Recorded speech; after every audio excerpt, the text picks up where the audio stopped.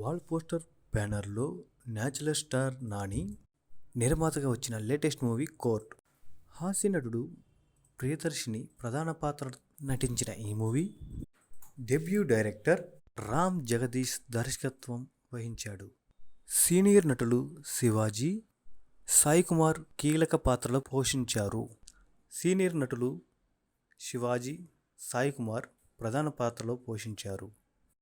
మార్చి 14న ప్రపంచవ్యాప్తంగా థియేటర్లో రిలీజ్ అయిన ఈ చిత్రం అద్భుతమైన రెస్పాన్స్, హౌస్ఫుల్ కలెక్షన్తో యునానిమస్ బ్లాక్ బస్టర్ హిట్గా నిలిచింది.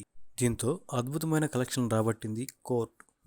ప్రీమియర్స్ రూపంలో దాదాపు 2 కోట్ల పైగా రాబట్టిన ఈ సినిమా మొదటి రోజు హౌస్ఫుల్తో 8 నుంచి 10 కోట్ల కలెక్షన్ రాబట్టింది. ఇక వీకెండ్ కావడంతో శని, ఆదివారాల్లో భారీ కలెక్షన్లు రాబట్టింది. 2 తెలుగు రాష్ట్రాల్లో మరికొన్ని థియేటర్లు యాడ్ చేశారు మేకర్స్. 2 రాష్ట్రాల్లో కలిపి వరల్డ్ వైడ్గా 15.90 లక్షలుగా కోర్ట్ మూవీ మొదటి వీకెండ్ 3 రోజులుగాను 24 కోట్ల 40 లక్షల రూపాయలు చేసి బ్లాక్ బస్టర్గా నిలిచింది.